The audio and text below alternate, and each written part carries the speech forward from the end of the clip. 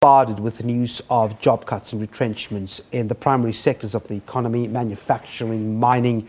But workers in corporates, of course, are also, they're not immune to retrenchments, are they? No, absolutely. I think if you look at what is happening currently in the country in terms of the economic growth, there are many organizations that are downsizing.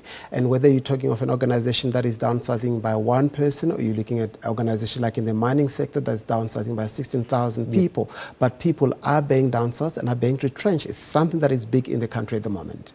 So when you look at your dealings as a recruitment agency, how big is this pool of professional people who are retrenched and are now looking to get back in the game? Is that number increasing?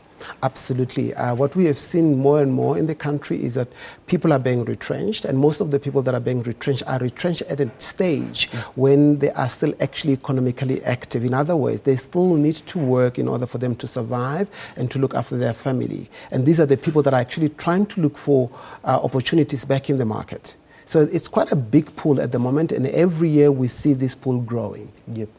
It can be psychologically deflating, can it not? And there's a lot of mental energy that needs to actually be put in your job search if you are a professional that has been retrenched.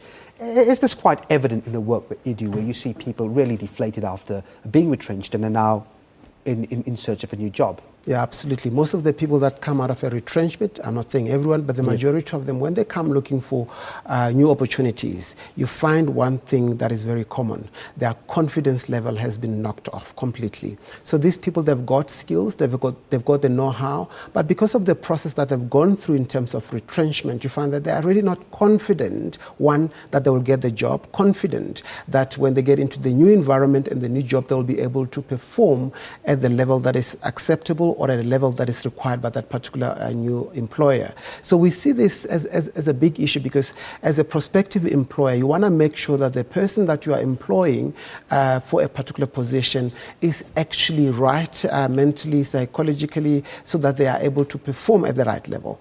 But we do see this as an issue that is happening currently. And I suppose the prospective job searcher will think to himself, well, that's sort of an untidy mark on my CV. I don't want to let people know that I've been retrenched. But of course, it's not the same as being fired, is it? No, it's not. I mean, when we say when you get fired, that's because of something that you have done generally, but you get retrenched not because of anything that you have done. That's because of where the organization that you worked for, your previous employer, find themselves. So it's nothing to do with you per se.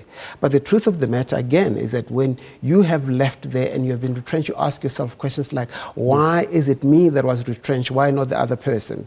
And those type of questions and those type of issues, that's what actually spills into the interview process, spills into the confidence level that we see with the candidates that we see coming out of this type of process. Right, let's talk about a strategy now for those that have been retrenched and want to re-enter the job market. I mean, is there a particular formula that is related particularly to that individual? Well, there isn't a particular formula, but there are certain things that you have to look at. I mean, obviously, if you go back in the process of retrenchment, I say that the employer has got they should actually be assisting these people to go through the process of retrenchment in a more acceptable manner, in a manner that actually helps them to come out and still say, I have my confidence, I can still go and look for a job elsewhere. Do South African companies do that? Majority of them, unfortunately, they don't. It's a legalistic process, so we will follow this process because the LRA, that's what it says, this is the process we must follow, this is the amount that we must pay. They forget about the mental status and the mental standing of that particular individual once they leave the job. They don't do. Some of them, they do, and they do it very well. And those that do, and they do very well, they actually are helping the economy. They're helping the prospective employer after that, because now you're still getting a person that has been retrenched, a person that has got the experience, a person that has got the skill, yet they have maintained and retained their confidence, and they're able to move into a new role and perform very well immediately. And I suppose if you lose the confidence, there's a bracket of people that would actually ship off their CV internationally. That's not good for the economy, is it? 100%, 100%. All right, we're going to leave it there. Thanks very much indeed. KC Makhubele from Quest Staffing Solutions. Thanks indeed for your time. Thank you.